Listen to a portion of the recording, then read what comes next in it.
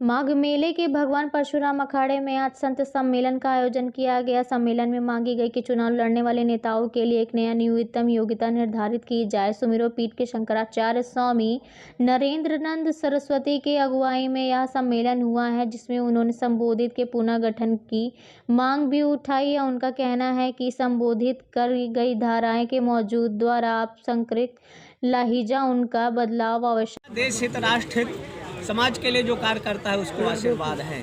गाय की रक्षा, धर्म की रक्षा, मंदिरों की सुरक्षा और संरक्षा। अगर मंदिर तोड़े, गायों का कत्लेआम करावे तो उसका संत सहयोग नहीं करते। जो गाय का रक्षण हो, मंदिरों का संरक्षण हो, सैनिकों की रक्षा हो, बालिकाओं का मान सम्मान, स्वाभिमान, मर्यादा का रक्षा हो, तो अच्छा काम करता है। साधुओं को उसको संरक्षण, आशीर्वाद मानते। कौन है वो? कौन सी? ये हम लोगों का विषय नहीं है, राजनेता बताएंगे कौन है क्या। विकृत मानसिकता का परिचायक है, ज़्यादा देर नहीं होगा। हर स्थिति में भारत हिंदू राष्ट्र होगा, होके रहेगा। हम लोग उसका अपना अभियान प्रारंभ किए हैं, जगाने का कार्य कर रहे हैं। और ज़्यादा नहीं, जब जनता जगेगी, अपने अधिकारों के लिए अपना मांग करेगी, तो निश्चित है वो अधिकार प्राप्त होंगे। हिंदू राष्ट्र से ही भारत का सम्मान, स्वाभिमान सुरक्षित और अखंड होगा। धर्मनिरपेक्षता अगर खूबसूरती थी तो पाकिस्तान, बांग्लादेश का विभाजन नहीं होना चाहिए। और अगर खूबसूरती है तो उसको भारत के एक स्टेट के रूप में मिला लिया जाए तो खूबसूरती बनी रहे। जहाँ 34% हिंदू थे, लेकिन आज 5% बचे। 27% हिंदू बांग्लादेश में थे, आज 9% बचे। इसलिए ये सब अनर्गल बातें हैं जो लोग बोलते हैं। और उसका एक ही आवश्यकता है, हिंदू राष्ट्र, जिसमें हर तरह की समस्याओं का समाधान होगा, सद्भाव होगा, खूबसूरती होगी। क्योंकि सनातन हिंदू का जो राष्ट्र है उसमें सर्वे भवन्तु सुखिनः, या ईशावास्यमिदं सर्वं यद् किंचित् जगत्याम जगत, समग्र समाज के उत्कर्ष और विकास का है। सबके सुख शांति की परिकल्पना वैदिक संस्कृति में है, ये नहीं। लेकिन पटियाला हाई कोर्ट ने कुरान की 27 आयतों को प्रतिबंधित करने के लिए कहा था, और लेकिन आज तक सरकारें हिम्मत नहीं दिखा पाई।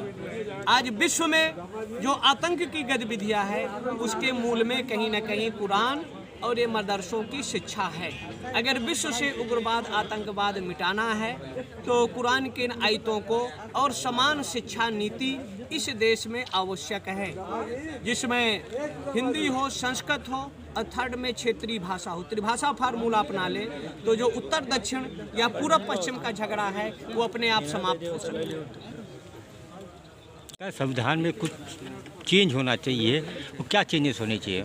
संविधान बदला जाना चाहिए, क्योंकि हमारे जनप्रतिनिधियों के लिए योग्यता नहीं है। और होना चाहिए कि जैसे IPC, छागा का निस्तारण कानून कहता है कि 6 मंथ में होना चाहिए, लेकिन छागा का 6 मंथ कौन कहे, 20-20 साल निस्तारण नहीं हो पा रहा है। इसलिए पुलिस एक्ट ऐसे हैं, अगर एक न्यायपालिका की स्थिति, अगर सिविल कोर्ट किसी को सबूत साक्ष्य के आधार पर फांसी देता है तो डिस्ट्रिक्ट कोर्ट या हाई कोर्ट उसको आजीवन कारावास या साक्ष्य के अभाव में बरी कर देता है। व्यक्ति के बदलने से जहां न्याय बदल जाता हो, इसलिए इसमें सुधार की जरूरत है। और 295 ऐसे कानून हैं, जैसे आर्टिकल 29 और 30, जिसमें वेद या गीता का स्वाध्याय नहीं हो सकता। इसलिए ये सब परिवर्तन और परिष्कार आवश्यक है। अगर ये परिवर्तन होगा तभी यहाँ सनातन हिंदुओं के धर्म ग्रंथों का पठन पाठन होगा। गीता आज इजराइल मानता है, सुरक्षित है, और आज हमारे कहीं 40 सैनिक, कहीं 30 सैनिक आए दिन ठोक दिए जाते हैं।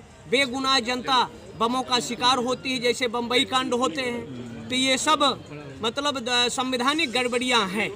सुप्रीम कोर्ट राष्ट्रपति के फांसी देने के बाद एक प्रधानमंत्री के हत्यारे को हाई कोर्ट रोक देता है, बलात्कारी को फिर दूसरा सुप्रीम कोर्ट राष्ट्रपति के अनुमोदन के बाद फांसी नहीं होती, फिर वो न्यायालय फिर उसको सुनने लगता है। इसलिए न्यायपालिका में भी सुधार, परिवर्तन और ये सब संवैधानिक गड़बड़ियां हैं। इसलिए संविधान का पुनर्लेखन की जरूरत है। और उसका जब पुनर्लेखन होगा, कुछ न्याय के, कुछ प्रोफेसर, हर क्षेत्रों के 3-3 लोगों को, ऐसे 50 लोगों की कमेटी बना दिया जाए और उसकी पुनर्समीक्षा हो जाए, तो निश्चित है हर क्षेत्रों का सुधार, परिष्कार और एक नए भारत का उदय होगा जो पूरे विश्व का नेतृत्व और मार्गदर्शन करेगा। और वो क्षमता वर्तमान पंत प्रधान में है। हम ये आग्रह करेंगे कि संवैधानिक संशोधन हो, जिससे भारत विश्व की महाशक्ति पड़े। पड़ोसी देशों की हिम्मत नहीं हुई, चाहे चाइना था जो पूर्व में हमारी ज़मीनों को आक्रमण किया, हमला किया, लेकिन आज चाइना अपनी सीमा से हटने के लिए विवश है, आक्रमण करने से घबराता है। तो ये सरकारें वही हैं, व्यक्ति वही है। और अगर धर्मनिरपेक्षता खूबसूरती थी तो 89-90 में 4.5 लाख कश्मीर से हिंदुओं को मार के भगा दिया गया, कत्लेआम कर दिया गया, उनके घरों को जला दिया गया। तो ये सब संवैधानिक गड़बड़ियाँ हैं। न उनको मिलिट्री भी थी, सेना भी थी, सरकारें थी, आज तक उनको न्याय नहीं मिला। 370 हटने के बाद भी उनका पुनर्वास और उनकी संपत्ति नहीं मिली। तो ये सब संवैधानिक गड़बड़ियाँ हैं, एक नहीं हजारों गड़बड़ियाँ संविधान में हैं, जिसका पुनर्लेखन हो तभी सामाजिक परिष्कार, सुधार और राम राज्य की सपना साकार परिष्कार हो।